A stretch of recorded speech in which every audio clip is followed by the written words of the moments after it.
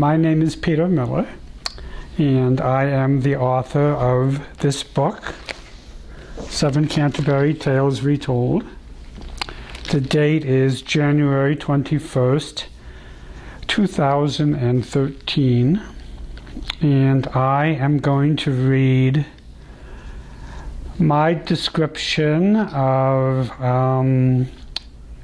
my version of the wife of Bath and her tale.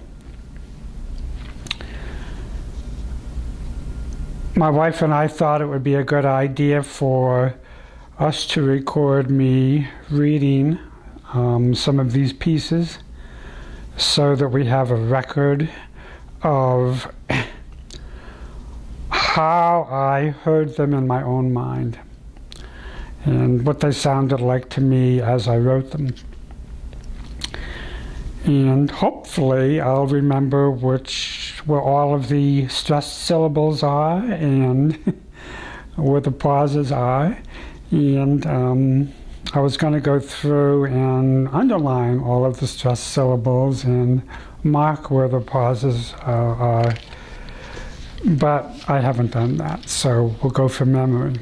I'm going to begin with a description of the wife of Bath from the introductory prologue. And this starts on page 27 of my book. A wife from Bath was in our company. Not from Britain, in Maine resided she. Because she was yet once again unwed, a divorcee she might be called instead, though how often she'd taken men for mates was something she did not at first relate. Designing costumes was this woman's trade, the best of which were on the loom handmade.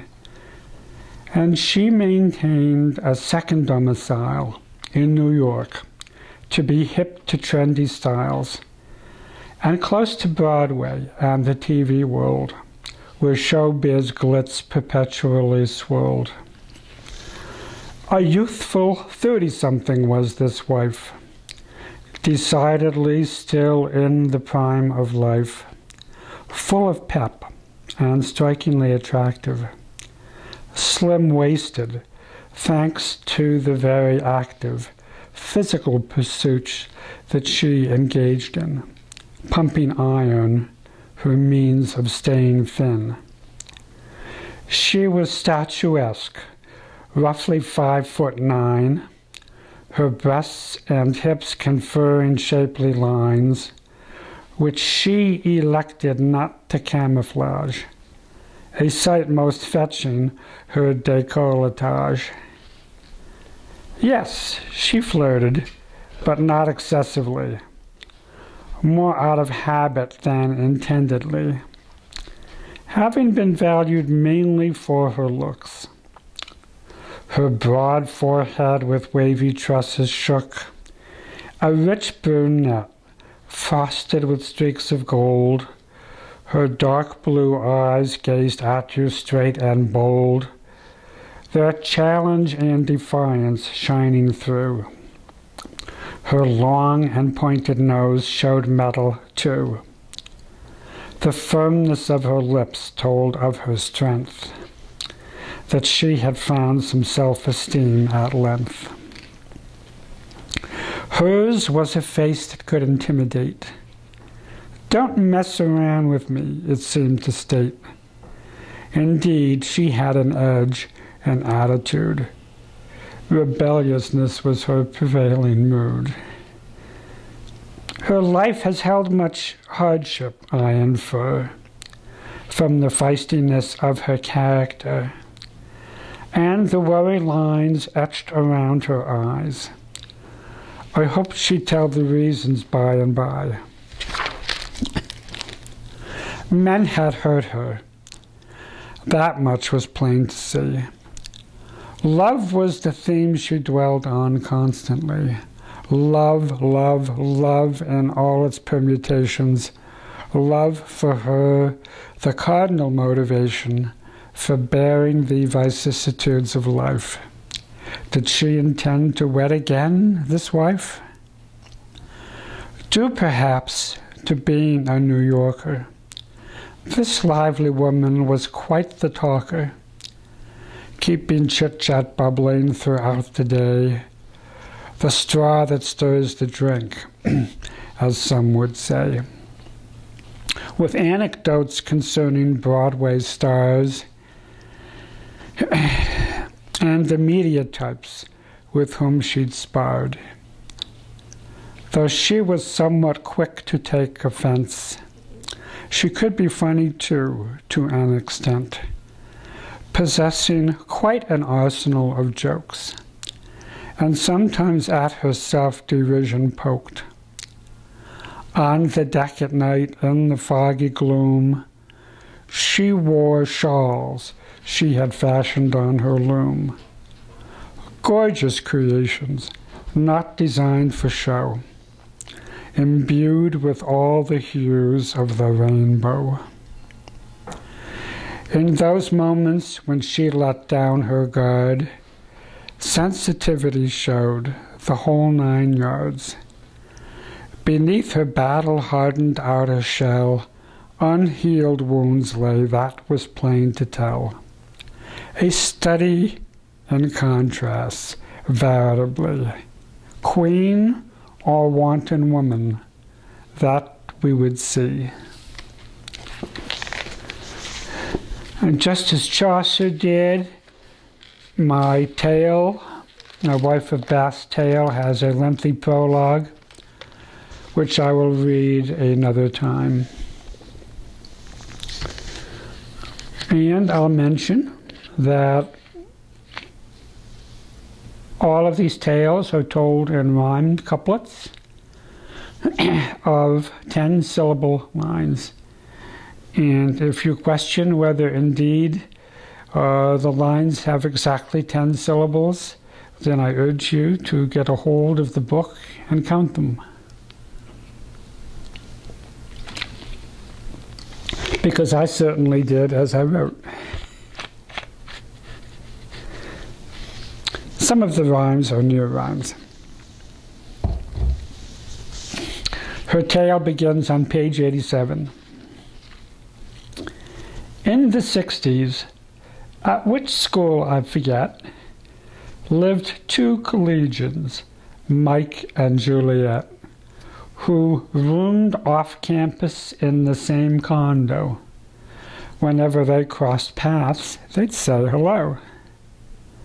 Though they did not yet know each other well, they liked each other. That was plain to tell. Mike played quarterback for the football team. All the Pro Scouts held him in high esteem, for he was tall and ruggedly well knit, quick-footed for a big man, hard to hit. Like cannon shots were his right arm's passes. His heroic exploits thrilled the masses. Quite willing to absorb relentless blows, until the very last he'd hold his throws. And with that rare command called field vision, he made superb, lightning-quick decisions. Born to lead, he was captain of the team and drilled his men with discipline extreme. He was an eager student of the game. With academics, it was quite the same. He welcomed challenges of any kind that broadened both his body and his mind. No dumb jock, he had always gotten A's. He'd even be a Rhodes Scholar one day. He was an avid, wide-ranging reader and a gifted and persuasive speaker. Politics was Michael's foremost passion. And when he debated, he was smashing.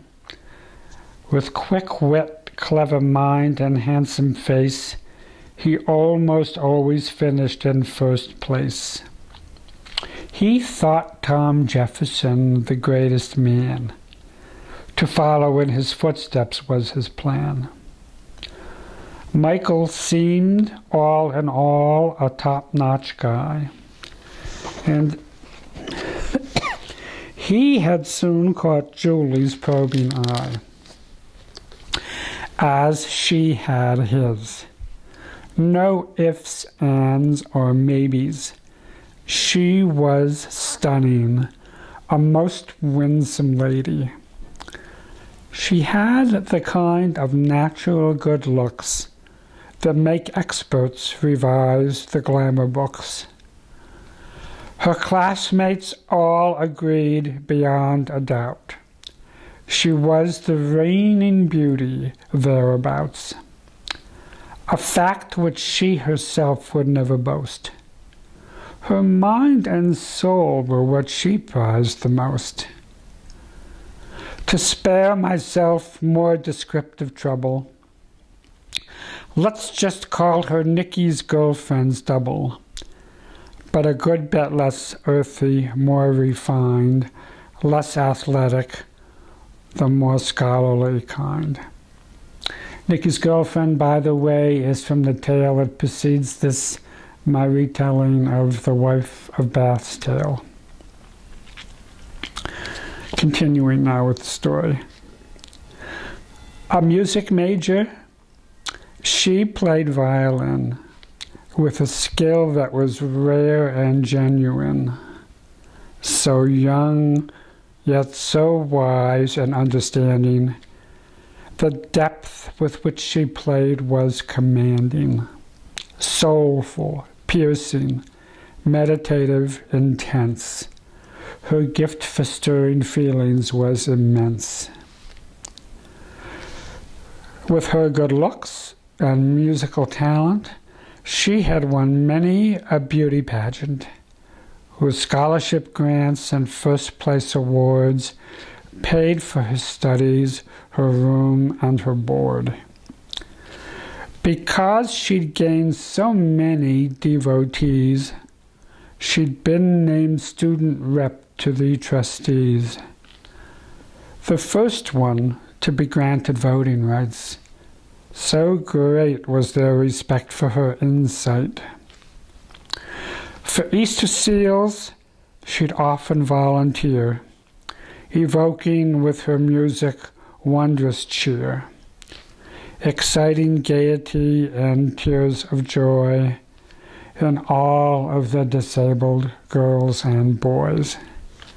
When asked, why give your time so frequently, she'd say, there too, but for God's grace I'd be. 'Twas so like her, this unadorned response. She was a woman of the Renaissance. Now, like I said, both Juliet and Mike had one another's fancies cleanly spiked. One day, while she made music on her deck, he came downstairs to pay her his respects. She was rehearsing a Bach allegro, but knew that's not what beckoned this fellow. She had on just a two-piece bathing suit. She sensed that that's what interested this brute. She kept on playing, staring eye to eye, just daring him to soar with Bach on high.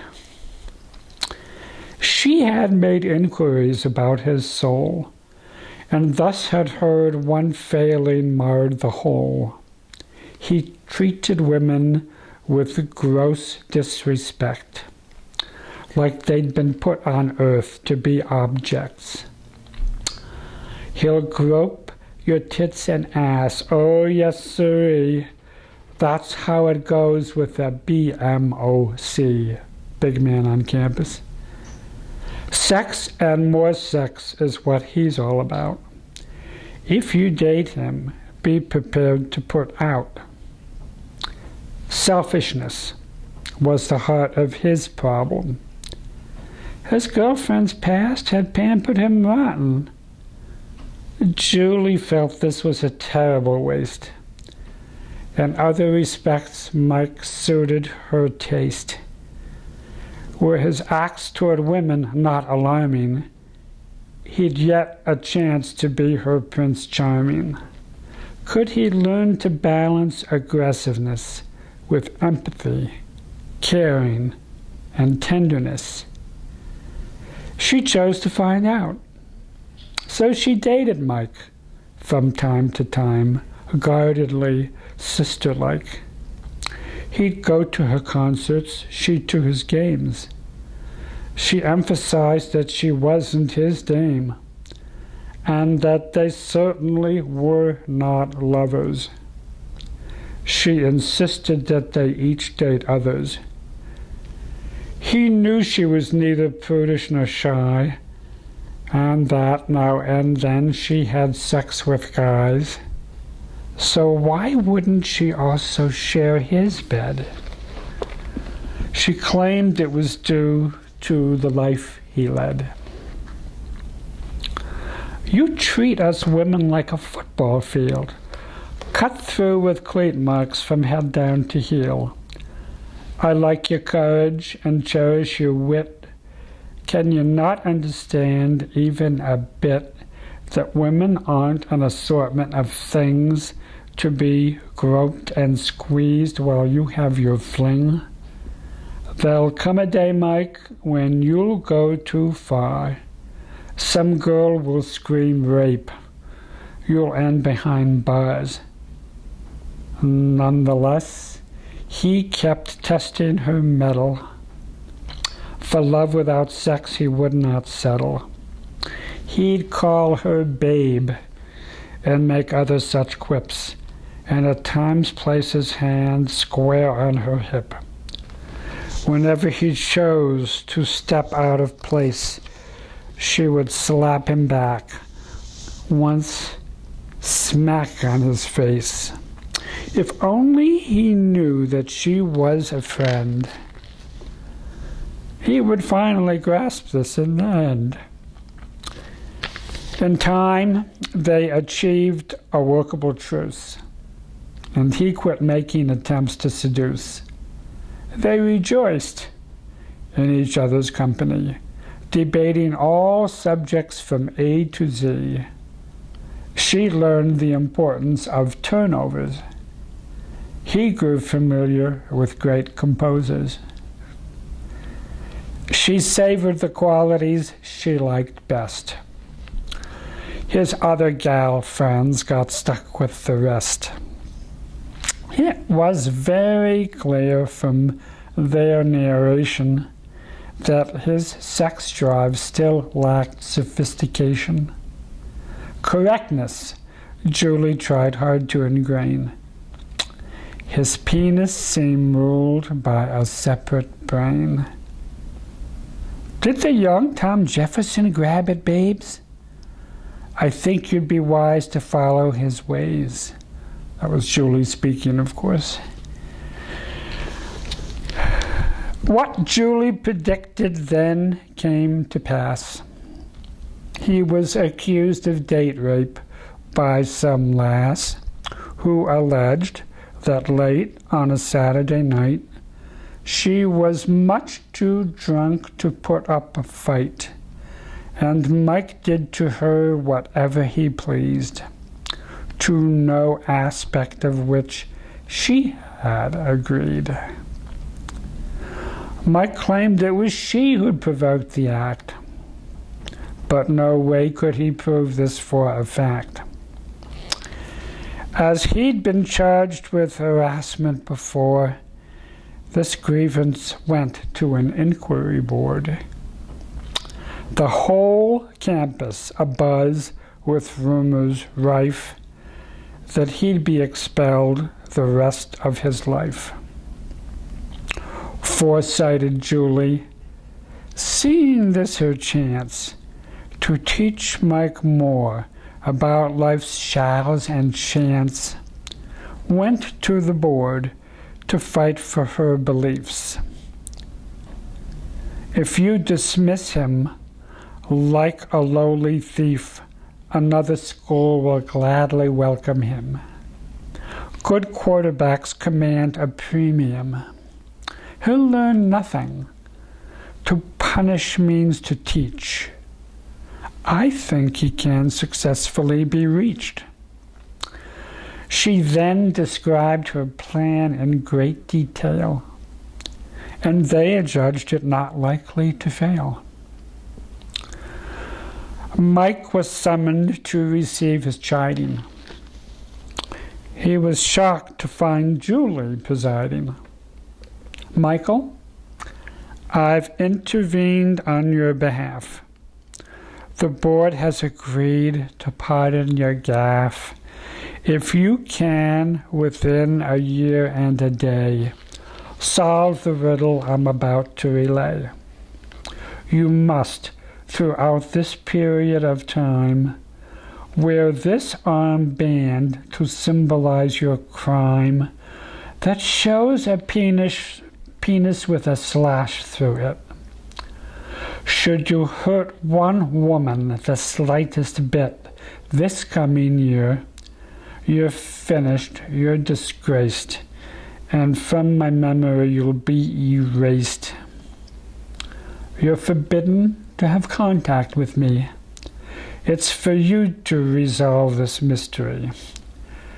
Now here's what you must divine if you can.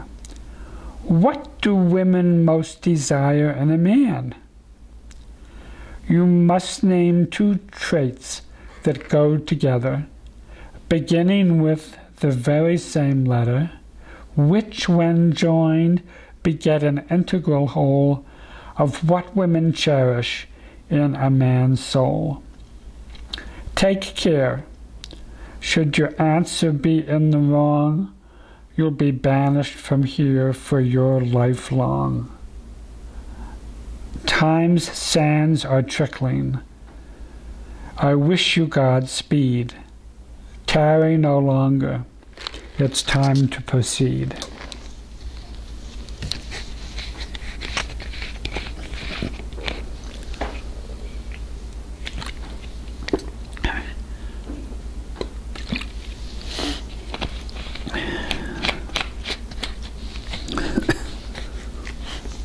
The goal I set for myself in writing these tales was to write them in rhyme couplets with the 10-syllable lines, but make it sound as smooth as a story would if it were not constrained by those types of parameters. Okay, back to the story. The rest of that day, poor Julie shed tears. She would grievously miss her Michael dear, but she knew this might lead to something good, for how else would he grow to full manhood? She rented a flat in another place. Not once that whole year did Mike see her face. His was the most lonely of odysseys. He felt so despondent without Julie. He had come to love her more than he knew. From all other women distant he grew, except when he was pursuing his quest. He asked many women what they liked best. Be she young, old, rich, poor, black, white, short, tall. He posed the question to them each and all. This riddle can't be solved, most did aver, and those who did respond did not concur. These were among the best answers he got.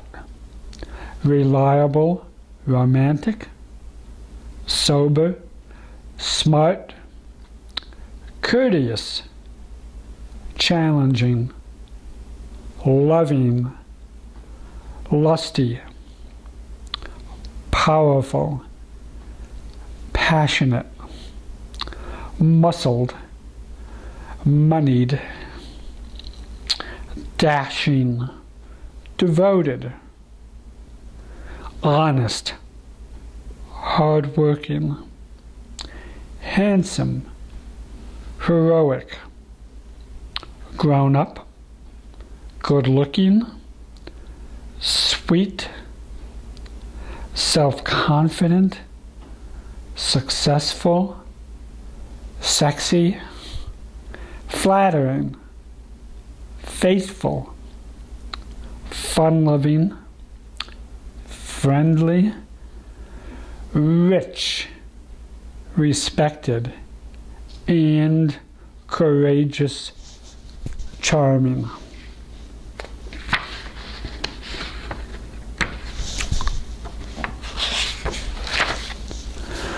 You can see why Mike found this alarming. All these guesses seemed tolerably good. Did one evoke the essence of manhood better than the rest, or even at all? Doubt obscured his mind like a thick black pall. And tomorrow was the appointed day. He hadn't a clue about what to say. Then fate mysteriously intervened. A stranger called to say that she had seen his story on the news. Could they please meet? I think I've got the riddle solved complete. Where do you live, he asked, and what's your name? Ragnell is what I'm called, replied the dame. Most startling was the darkness of her lair. She'd but 3 dreary candles burning there. She told the reason for the lack of light. I do not wish to cause thee any fright. My body is repulsively deformed. With most unsightly defects was I born. That's why my parents, in their deepest shame, gave me this loathsome and disgusting name. As thine eyes dark adapt and better see, I beg thee, sir, don't turn thy head from me. And soon enough he saw just what she meant. He'd never seen such gross disfigurement. Dark purple blotches covered half her face, and pulpy warts were scattered every place. Quite like a reptile's was her calloused skin. A scraggly sort of beard grew on her chin. Teeth stuck from her mouth at every angle. Her hair was a black and oily tangle. High on her back, she had a monstrous hump. Her form was stooped and twisted, like a stump. Her shoes were made of canvas, shapeless squares. Her tattered shawl had moth-holes here and there. Could such a one have truly figured out what the confusing riddle was about? Lay your hand upon this Bible, said she, and swear that what I shall request of thee, thou shalt do, if it lies in thy power, and I'll make known the answer right this hour. He pledged his word. She spoke for quite a while, and as she talked, his face broke in a smile. Her guess was dead on target, sure enough. Impeccable her logic, the right stuff. The day arrived, and the board assembled. As he stood before them, Michael trembled. He had not seen Julie that year at all. She was more ravishing than he recalled, just resplendent, radiant as a queen, the most entrancing lady ever seen. A good-sized gathering had filled the place to listen to Mike champion his case. They'd come from all around, both far and near, like at a Big Ten game, the atmosphere. Julie raised her hand, silencing the crowd. She paused, then said, "Mike, give your answer now. On your exacting trek, what have you learned? To hear your wisdom all this year we've yearned.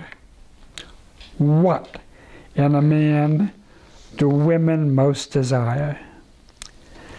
"Indeed, I have the 2 words you require.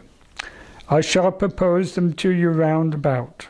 This takes explaining, so please hear me out.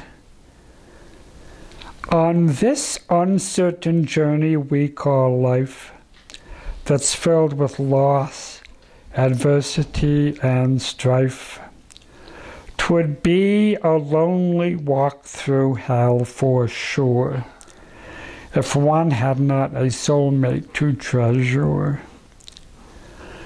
How less oppressive her severe travail, to have a caring and supportive male for her life's companion, one trustworthy, with all the tenderness and empathy that takes, a man not afraid of feeling, most expressive, self-aware, revealing, who presupposes love the greatest prize, so passionate and yielding his eyes.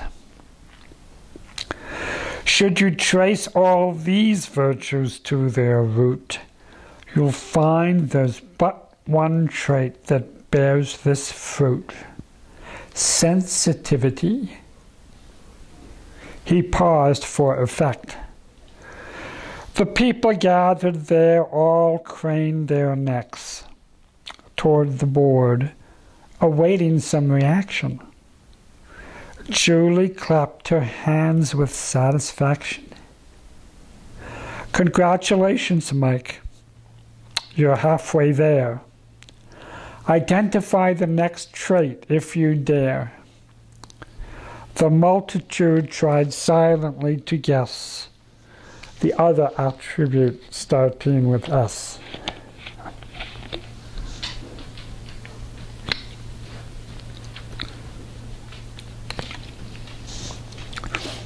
The idea of having attributes start with the same letter didn't occur to me until fairly well into writing the story.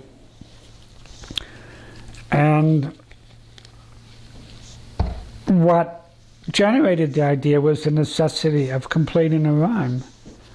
And the S sound completed that rhyme, and that's how this was conceived. And one thing I note in my introduction to this book is that much of what is most precious in the tales was conceived as a result of the necessity of completing rhymes. Back to the story. The other attributes starting with S. Michael spoke. "Sensitivity alone can't be the absolute sine qua non. To make the picture altogether clear, some checks and balances are needed here.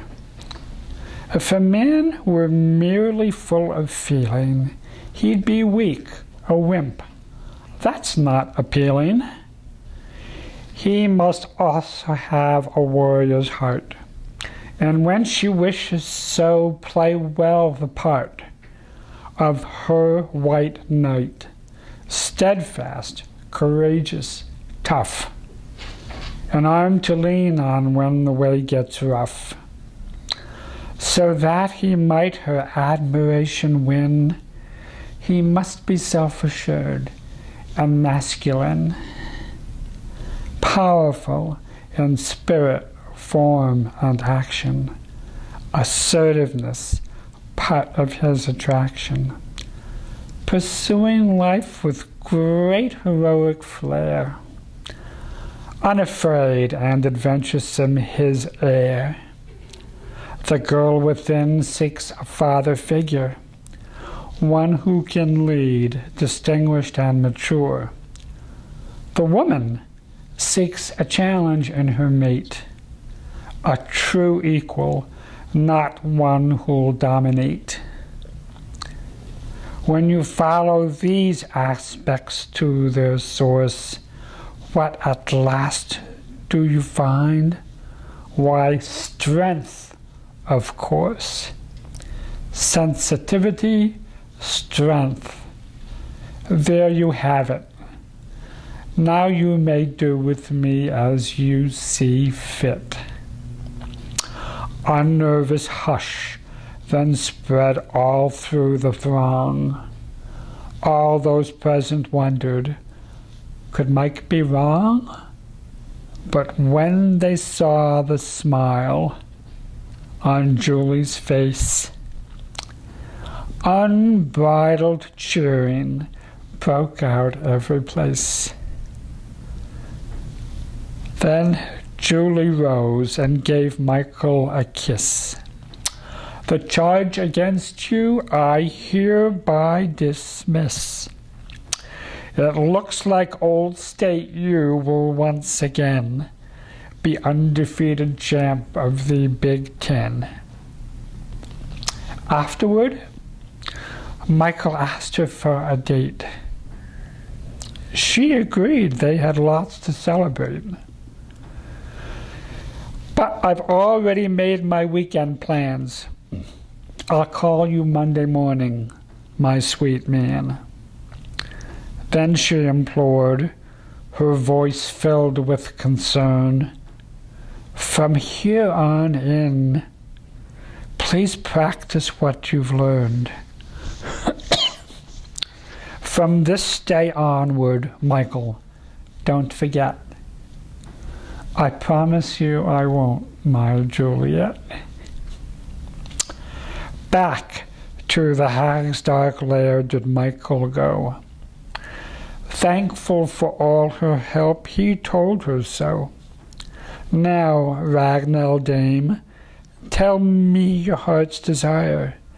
I'll gladly purchase that which you require. Fine clothes, good books, whatever you cherish.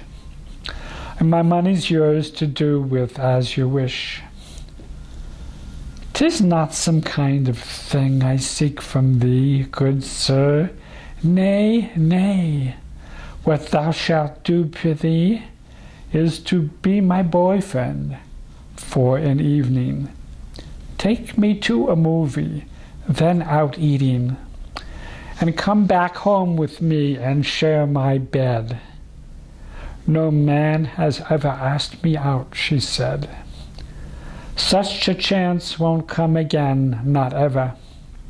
In the morn, we'll say goodbye forever. Mike's mental faculties went paralyzed. That she would request this he'd not surmised. Be seen in public with this ugly hag, and sleep with her? Her defects made him gag. What if they chanced upon some of his friends? The ridicule he'd get would never end. He asked her to impose some new demand. Was there no pretty outfit she'd find grand? Your time with me will very quickly pass, and you'll have naught to show for it, alas.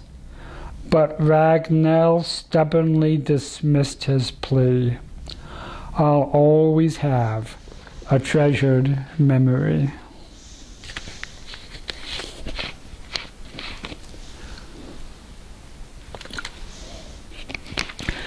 In Chaucer's original tale, the hag is not named. It's certainly not named Ragnell. I got Ragnell from reading about the sources Chaucer used to create his own tale. And in some of those sources, the hag is called Ragnell. Back to the story. So came that Saturday, they went downtown. At her request, he showed her all around. At first, Mike's discomposure was severe, but his embarrassment soon disappeared. People seemed very cordial toward the dame. "You're so good to your sister," some exclaimed. They visited the Fine Arts Museum, heard Vivaldi played in its Lyceum, saw Cocteau's movie Beauty and the Beast, then went to Chinatown and had a feast. Michael discovered, much to his surprise, as he listened to her with half-closed eyes, her dialogue was full of charm and wit. An interesting companion, I'll admit. She was a storehouse of information about most everything in creation, including politics and history. No wonder she had solved that mystery. Her choice of films was paradoxical. He liked it more than he thought possible. And music was the subject she knew best. He learned why when they got back to her nest. I tried so hard to win my parents' love. I thought that if I somehow rose above my flaws by cultivating beauty, say, they would in time some love toward me display. They thought I had a lilting kind of voice. Of music instruments I had my choice. I studied voice and violin for years, but never found a way to please their ears. So I lived my life in isolation, but talk shows and soaps for stimulation. Still dreaming of romantic fantasy and other things that I shall never see. Without self-pity was her story told. Compassion stirred in him 100-fold. She asked him if he'd like to hear her sing. He said that would be a pleasant thing. Upon her fiddle, she began to play the mournful tune to that affecting lay, Lass from the Low Country, whose words she sang a cappella. Most passionately rang her pure soprano, haunting, imploring, her voice arching to the sky, just soaring. Many tragic love songs did she render, such as Come, Ye Ladies Fair and Tender, beginning and concluding each new strain with deep and piercing violin refrains. She had saved till last that enchanting air. Black is the color of my true love's hair. The time had come for them to go to bed. Mike was caught off guard by what next she said. "There's one more thing I'd like to ask of thee. To grant or not to grant, thy choice is free. Sometime in the night, take me in thy arms, kiss me tenderly, share with me thy charms. To thee I have disclosed my inmost part. Couldst thou but this one time be my sweetheart? I wish to apperceive before I die what 'tis like to make love with some sweet guy. If thou art careful not to touch my back, I think thou'll find there's nothing that I lack. Know that this is not part of my request. Do only that which thou believe is best." She snuffed the candles and took off her shawl.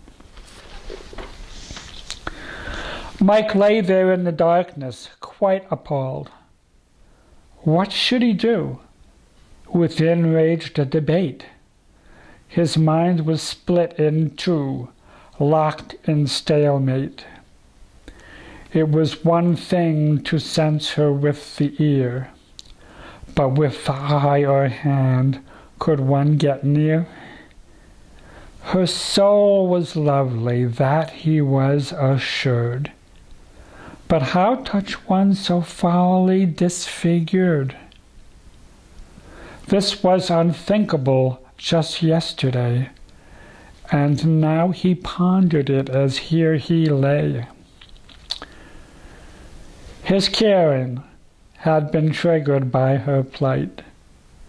He heard again the songs she'd sung this night, and in his soul an alchemy occurred. He recollected Julie's closing words. What would a sensitive and strong man do? Then came the answer to him, clear and true. A man of feeling would grant her desires, and a bold one have the pluck that requires. He'd make a gift of his love to this lass, he who'd oft been so callous in the past. To give back what he'd stolen many times would be an expiation for his crimes. He'd had sex with scores of women before. No great hardship to have it with one more. She said she'd set him free after a day. He'd thought it through. There was no more to say. With utmost care, then, he made love to her, with all the tenderness he could confer. Surprised she was so pleasing to the touch, he afterward embraced and kissed her much. And there he lay, this connoisseur of babes, engrossed with the enigma of life's ways.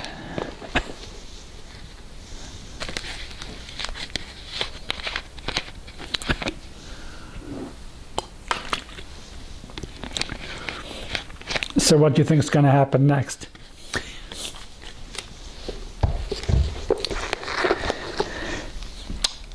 Came the day. Bright light streamed through the curtains. Where am I? At first Mike wasn't certain. Last night's events came back to him apace. And then did he recall at Ragnell's place. He'd never seen it in broad light before. He raised his head so he could take in more. And then he was incredibly surprised by the fantastic sight that met his eyes. Everywhere he looked, from floor to ceiling, was a blaze of color most appealing, from the objects she kept in the windows to the hand-woven things she used as throws. It was lovely, with prints on all the walls. This place did not resemble her at all. Ragnell was a most peculiar creature. Such a pity, her ungainly features. Stirring a bit, she rolled onto her side. Mike turned his head and then went goggle-eyed. For who was lying next to him in bed? None but Julie, his dearly beloved. He was transfixed, just totally struck dumb. He felt 1,000 feelings, then went numb. What had happened? Could this be Julie's place? Did she and Ragnall share this living space? He scanned the room for signs of Ragnall's things, yet everywhere he looked he saw nothing, save the violin, which Julie played too. Now what in heaven's name was he to do? When finally he looked at her again, she was awake, her blue eyes wide open, smiling at him and gazing lovingly, and in her eye a hint of devilry. Dead silence reigned. She snuggled cheek to cheek. 'Twas left for him to be the first to speak.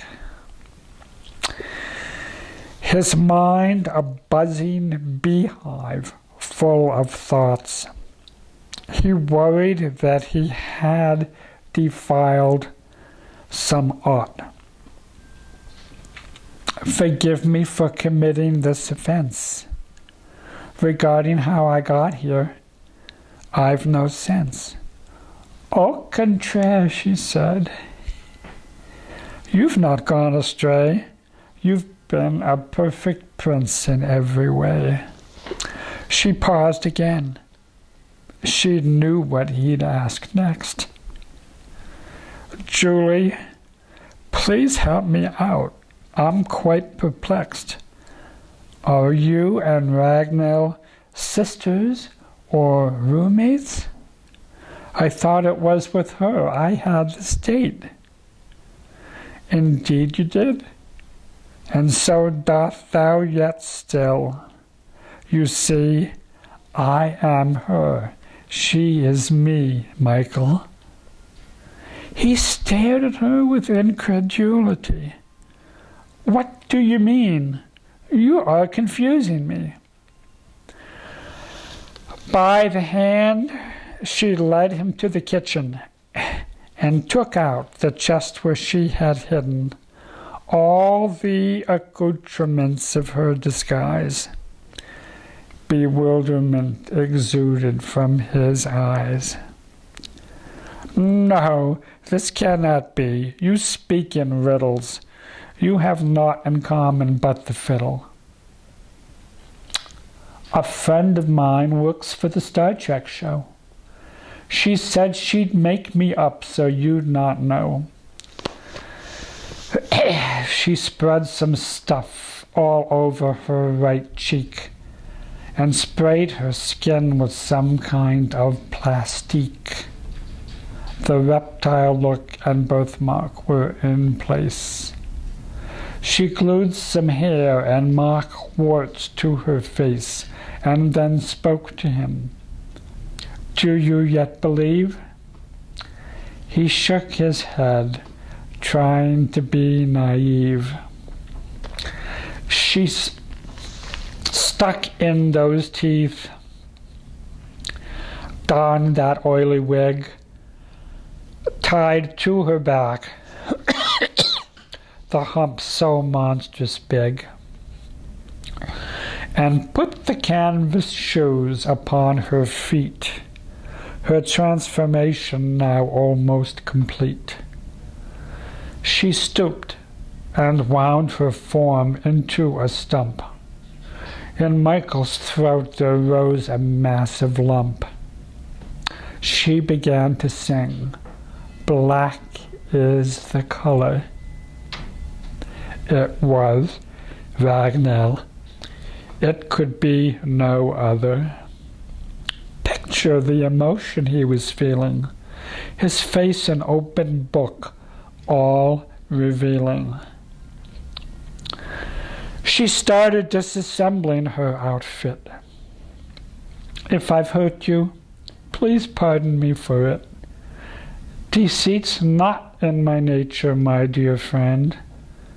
There was no other way to reach this end. Don't be mad." She awaited his reply, but all that he could numbly ask was why.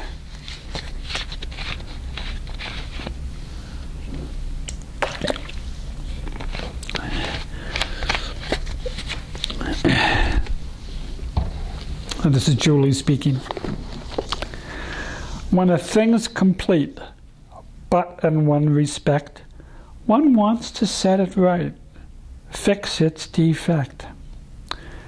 If a great concerto had a sour note, decades long past, it would have been rewrote.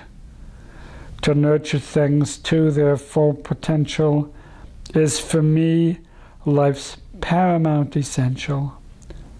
I've sensed your possibilities for years, and I've loved you to the quick, Michael dear. Yet we could not a lasting couple be, for you weren't toward us gals user-friendly. I knew that for my body you did lust, that you could love my soul I did not trust. The curse that pretty women all live with is to be prized for their looks, not their pith. Even beguiling women, I'll confide, do sometimes feel like Ragnall deep inside. Your eyes seemed welded to my shapely curves. My inner self you rarely did observe. Hence my certainty that you'd not surmise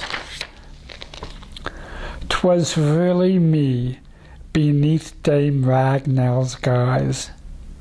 I altered not my voice or my actions, so is this proved to your satisfaction? Self-absorption was the root of your ills. In due time I'd have had of it my fill. For self-respecting women want a man who is mature enough to understand that it is vital to reciprocate, and he who can't is not a worthy mate. That demands the ability to care. That you would not evolve it, I despaired. Came an opportunity to teach it. I, as is my wont, most promptly seized it. Were you humane to her, you'd meet that goal. When you chose to love, I left on line. I had to know you loved me for my soul. Were you humane to her, you'd meet that goal. When you chose to love the Ragnall in me, You showed that you had gained in empathy. You coupled sensitivity with strength and did away with all my doubts at length. The board would have expelled you, you should know. And what would you have learned from that? Zero. Resentment would have welled up in your heart, and with the distance we'd have grown apart. Lest you still are doubting my intentions, but one final issue shall I mention. I'll willingly join with thee in marriage, unless this thought thou dost now disparage. She said no more.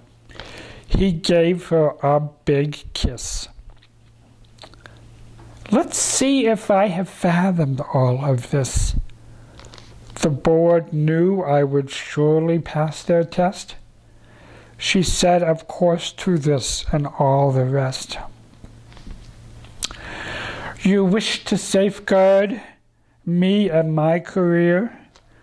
You've truly hoped to marry me, my dear.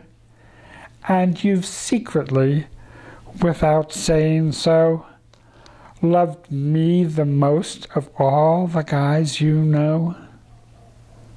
And the point of your complicated scheme was to inspire and challenge me, it seems, to rise above myself. If I had failed, would your love for me then have been curtailed? What you'd in mind, once I'd been acquitted, was not, I bet, to the board transmitted.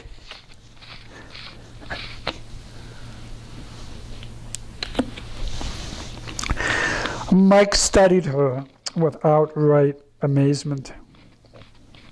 'Twas with me, then, your weekend engagement.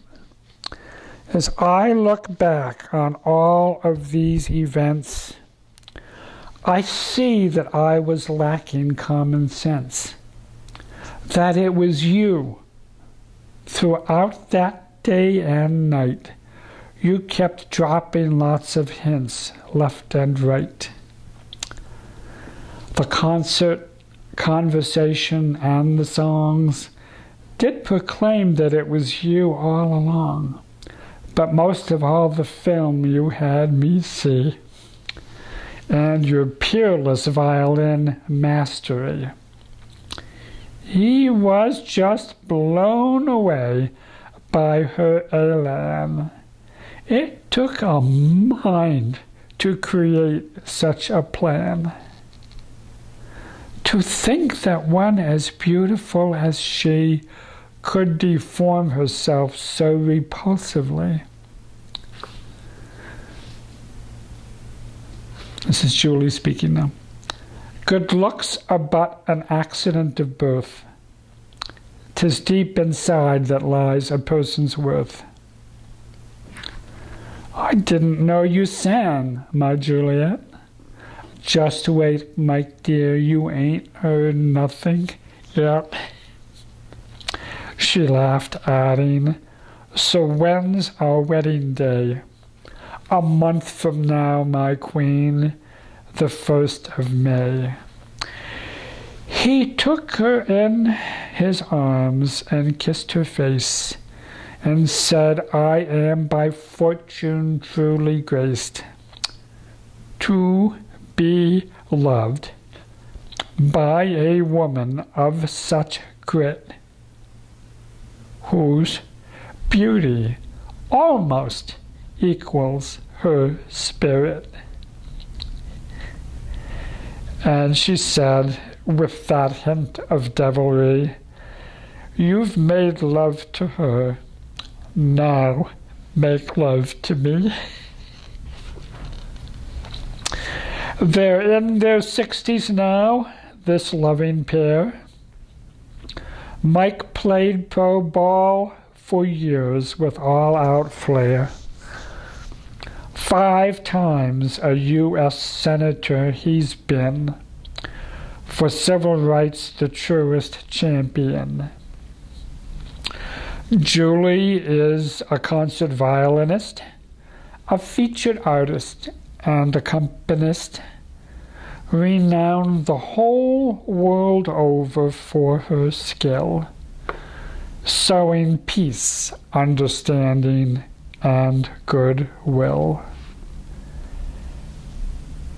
They have a great relationship, these two, the very best of friends, companions true, prizing each other above all others, constant, faithful, and romantic lovers, all because it was one woman's fashion to live with imaginative passion. And on the date of that first tryst each year, they garb themselves in most outlandish gear, privately, so as not to cause offense, and wild, passionate love-making commence. And that concludes this story, which was written in 1995, approximately 17 or 18 years ago. I'll add one other comment. She asked Mike when they're going to be married. He says a month from now, the very 1st of May. So if a month from now is the 1st of May, what day is this taking place on? April 1st.